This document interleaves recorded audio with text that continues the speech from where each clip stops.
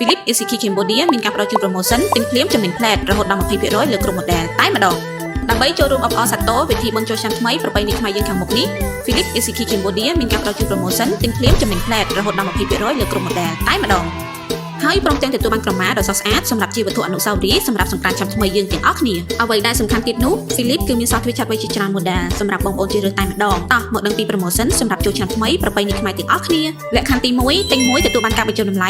5% លក្ខខណ្ឌទី2ទិញ2ទទួលបានការបញ្ចុះតម្លៃ 10% លក្ខខណ្ឌទី3ទិញ3ទទួលបានការបញ្ចុះតម្លៃ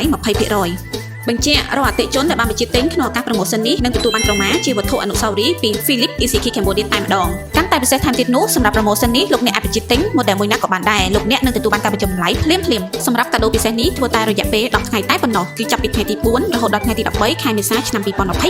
តែថ្ងៃតនណាកុំឲ្យឱកាសនេះរំលងផុតទៅអីសោះទិញច្រើនឱកាសចំណេញកាន់តែច្រើន